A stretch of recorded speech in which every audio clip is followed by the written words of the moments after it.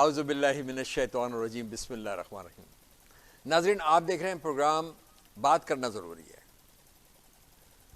یہ پروگرام ہم جو کرتے ہیں یہ کرتے ہیں امریکہ کے شہر ہیوسٹن سے، اور یہاں جو جگہ ہے جہاں سے میں کر رہا ہوں یہ انٹرنیشنل آرٹ سوسائٹی کا پلیس ہے، جو کہ ابھی ہم نے حال میں ہی اس کو فعال تو نہیں ہوا، لیکن بہرحال ہم نے کوشش کی ہے کہ ہم کسی طرح ایک ایسا سیٹ اپ یہاں کر لیں جہاں پر ہم اپنی ایکٹیویٹیز کر سکیں۔ تو یہاں پر جو فنون لطیفہ سے متعلق ساری جو ایکٹیویٹیز ہوں گی وہ اس جگہ ہوں گی، انٹرنیشنل آرٹ سوسائٹی۔ اس کے متعلق میں فیس بک پہ ڈال چکا ہوں، لیکن بہرحال ہم یہاں پر ریکارڈنگ کر رہے ہیں، اور کیونکہ ہم پاکستان سے بہت کنسرن ہوتے ہیں، پاکستان ہمارا ملک ہے، اور اس کی تکلیف ہماری تکلیف، اس کی خوشیاں ہماری خوشیاں ہوتی ہیں۔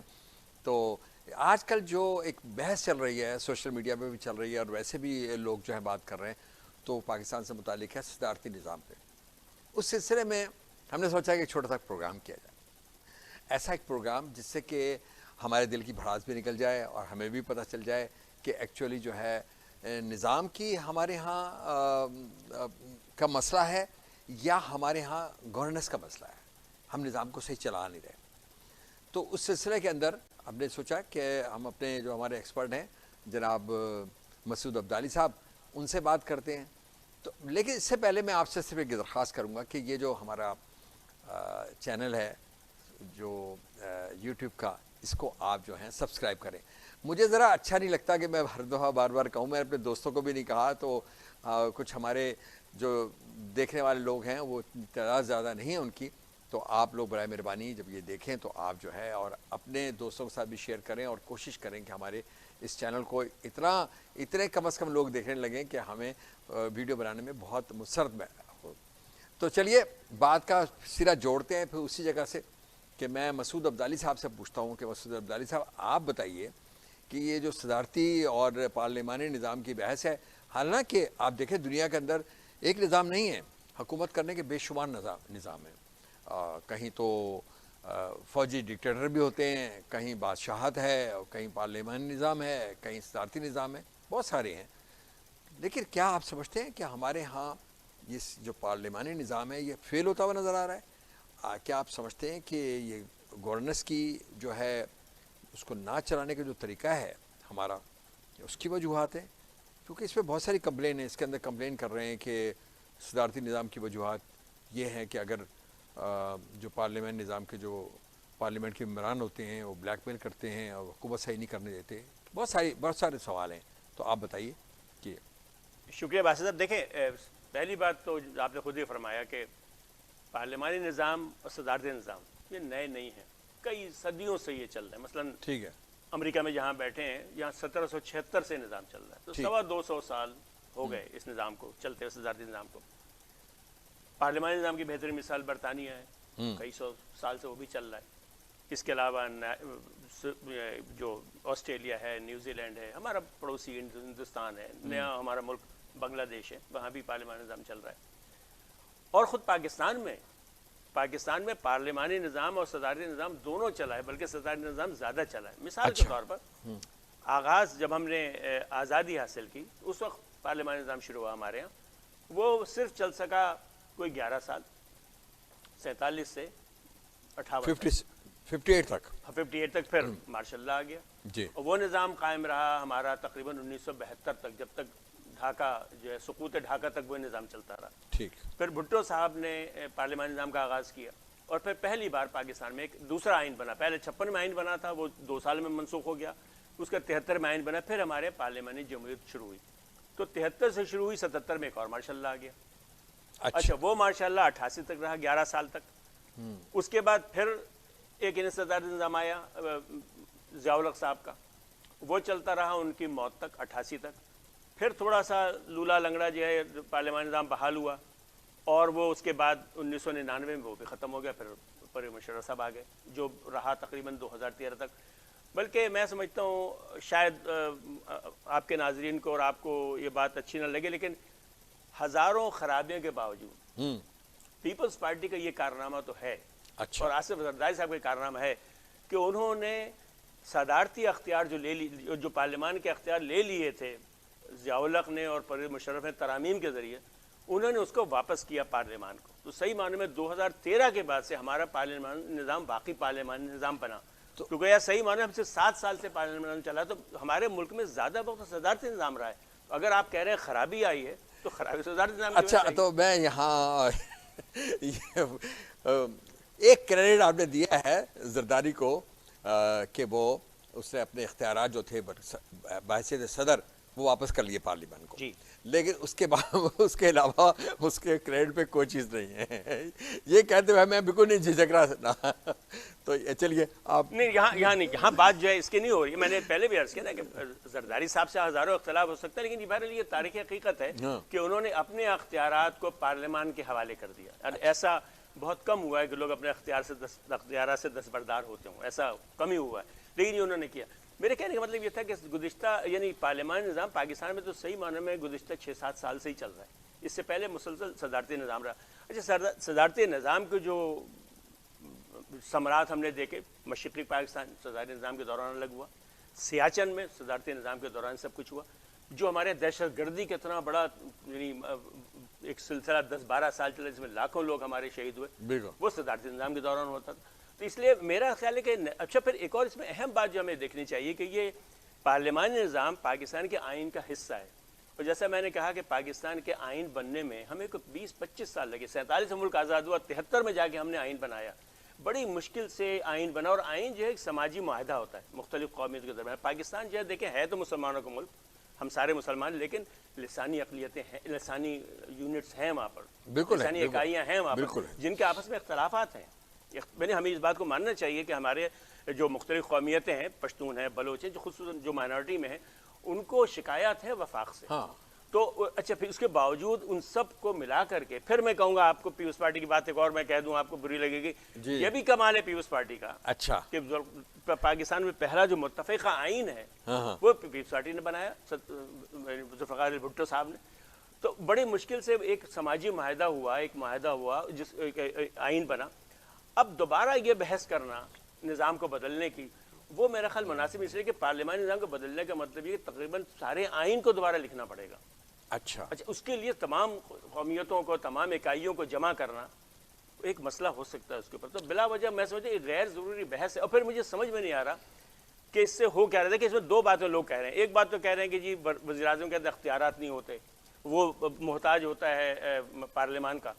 آپ امریکہ میں بیٹھے ہیں, آپ یہ بتائیے کہ بائیڈن صاحب جو ہیں وہ اتنے ہی مجبور ہیں سینٹ اور کانگریس کے آگے جتنا پارلیمان کے آگے ہوتا ہے. مثلا ان کا کم سے کم اجرت کا بل منظور نہیں ہو سکا, ان کا جو ابھی جو بلڈ بیٹر امریکہ جو پروگرام ہے وہ منظور نہیں ہو سکا. حتیٰ کہ وہ جو مختلف ریاستوں نے ایسے ووٹنگ رائٹ بل منظور کیے ہیں جس کے اندر تقریباً اقلیتوں کے لیے ووٹ ڈالنا مشکل ہو گیا ہے, وہ اس کو بدلنے کے لیے وفاق میں بل پیش کرنا چاہتے ہیں. وہ بل منظور نہیں ہو رہا, حالانکہ آپ کو پتہ ہے کہ سینٹ میں بھی ان کی اکثریت ہے اور کانگریس میں بھی ان کی اکثریت ہے, اس کے باوجود نہیں کر پائے. تو اس میں اصل میں ایک اور جو ہمیں غلط فہمی دور ہونی چاہیے کہ جمہوریت جو ہے وہ اکثریت کی آمریت کا نام نہیں ہے, جمہوریت مشاورت کا نام ہے. چاہے صدارتی نظام ہو یا پارلیمانی نظام ہو, نہ وزیر اعظم کو بالکل اختیارات 100% اختیار مل سکتے ہیں, نہ صدر کو مل سکتے ہیں. یعنی آپ اگر ڈکٹیٹرشپ نافذ کر دے رہے ہیں, چاہیے لوگ کہہ رہے ہیں چائنا کا نظام, تو وہ بالکل الگ بات ہے. اگر چینی صدر والے اختیار آپ دینا چاہتے ہیں تو وہ تو ہو سکتا ہے, لیکن چاہے صدارتی نظام ہوگا. اچھا, پھر ایک اور میں بتاؤں, آپ یہ بتائیں گزشتہ 4 سال سے جب سے یہ حکومت برسر اقتدار ہے, کون سا بل ہے جو پارلیمان نے منظور نہیں کیا؟ نہیں, انہوں نے کام تو نہیں کیا اس میں. نہیں, یہ بات نہیں, یہ تو الگ بات ہے, میں یہ نہیں کہہ رہا ہوں. لیکن میں یہ کہہ رہا ہوں کہ وہ جو کہہ رہے ہیں اختیارات نہیں ہیں, تو 4 سال کے دوران کون سا ایسا بل ہے, کون سی ایسی قرارداد ہے جو حکومت نے پیش کی پارلیمان نے اور منظور نہیں ہوئی؟ تو ان کو تو تمام اختیارات ہیں, سارے کے سارے اختیارات ان کے پاس ہیں. یعنی اختیارات جو بھی کامیابی جو بھی ہے اس حکومت کی, اس میں اختیارات کا عمل دخل نہیں ہے. اور اگر آپ اجازت دیں تو میں عرض کروں, اصل جو مداخلت ہے وہ ہماری خفیہ ایجنسیوں کی ہے. اچھا, اور جتنا پارلیمانی نظام میں وزیر اعظم اس مداخلت کا شکار ہو رہا ہے, اس سے زیادہ صدارتی نظام میں صدر ہوگا. تو اصل ضرورت اس بات کی ہے کہ ہم حکومت کو آزاد کریں ایجنسیوں کے تسلط سے, ایجنسیوں کی مداخلت سے. اور یہ ملک یہ ہمارے جو ہے, اور یہ کام ہو سکتا ہے جب حزب اختلاف اور حکومت مل کر کام کریں. کہ وہ کیونکہ ابھی ہو رہا ہے, ہوتا ہی ہے کہ خفیہ ایجنسی حزب اختلاف کو یہ لارا دیتی ہیں کہ ہم تمہیں لے آئیں گے 5 سال کے بعد، اور حکومت کو کہتے ہیں کہ حزب اختلاف تمہیں کچا چبا جائے گی اگر تم ہماری بات نہیں مانو گے. نتیجے کے طور پر جو خلیج ہے حزب اختلاف اور حکومت کے درمیان، اس کو پر کرتی ہیں ایجنسیاں. اگر یہ دونوں جماعتیں یعنی حزب اختلاف اور حکومت یہ مل کر کام کریں، اور حکومت جو ہے وہ دیوار سے لگانے کے بجائے اپوزیشن کو گلے سے لگائے، اور اپوزیشن بھی 5 سال صبر کرے کہ بھئی ہم تبدیلی لائیں گے 5 سال کے بعد، اس سے پہلے حکومت بدلنے کی کوشش نہ کرے، تو تبدیلی آ سکتی ہے. تو میرا خیال ہے کہ ضرورت یہ اہم یہ بات نہیں کہ ملک میں صدارتی نظام چلے گا یا پارلیمان نظام چلے گا. اہم بات یہ ہے کہ حکومت کو آزادی سے کام کرنے کا موقع دیا جائے، اور یہ جو مداخلت ہے، یہ جو مشکلات ہیں، یہ حزب اختلاف کھڑی نہیں کر رہی ہے، یہ خفیہ ایجنسی کھڑی کر رہی ہیں. تو جب تک خفیہ ایجنسیوں کی مداخلت ختم نہیں ہوگی اس وقت تک تو جو ہے کیا یہ آپ سمجھتے ہیں کہ میری اور آپ کی زندگی میں یہ چیز ممکن ہے کہ ہمارے ہاں جو اسٹیبلشمنٹ ہے یا ہمارے جو خفیہ ادارے ہیں وہ جو ہے دخل اندازی جو ہے وہ ختم کر دیں اپنی؟ کیونکہ ان کا میں جہاں تک میں سمجھتا ہوں جو اسٹیبلشمنٹ کا کردار رہا ہے اور جو کردار ہے وہ تو قابل شرم ہے، قابل شرم ہے. دا ریزن یہ ہے کہ آپ جو ہیں جب پیسے بانٹ رہے ہوتے ہیں ان کو پارلیمنٹ کے ممبران کو، حزب اختلاف کو، اور اپنی مرضی کے فیصلے کر رہے ہوتے ہیں، اپنی مرضی سے لوگ لا رہے ہوتے ہیں، تو اس سے ہمیں سوائے نقصان پہنچنے کا کچھ نہیں ہوا. تو میں بھی اس بات کو سمجھتا ہوں کہ صدارتی نظام ہو یا پارلیمانی نظام ہو، نیت کا بہت بڑا عمل دخل ہے، اور اس کے علاوہ جو گورننس ہے وہ بہت ضروری ہے کہ آپ اس کو اس جو دستور اس کو کیسے چلاتے ہیں، آپ اس پہ عمل درآمد کیسے ہوتا ہے، یہ بہت ضروری ہے. اس میں ایک اور جو بات آ رہی ہے آج کل، آپ دیکھا ہوگا، یہ چونکہ ہمارے ہر چیز میں اسلام لوگ داخل کر دیتے ہیں نا مذہب کو، کہ صاحب صدارتی نظام اسلام کے زیادہ قریب ہے. یہ بھی کہا جا رہا ہے. دیکھیں اسلام جو ہے ایک فطری دین ہے، اور اس کو معلوم ہے کہ انسان ایک طرح نہیں سوچتے، مختلف طریقے ہوتے ہیں. تو اسلام نے یہ نہ صدارتی نظام کہا ہے نہ اسلام کی جو شرط ایک یہ ہے کہ مشاورت سے کام ہونا چاہیے، منتخب رہنما ہونا چاہیے، چاہے ملک کا صدر ہو وہ بھی منتخب ہو، وزیر اعظم تو وہ بھی منتخب ہو. اور اس کے بعد بہت ضروری اس بات یہ بھی ہے کہ حکومت منتخب ہونے کے بعد حکومت میں چیک اینڈ بیلنس ہو، حکومت میں نظر ہو، احتساب ہو، اسمبلیاں ہوں.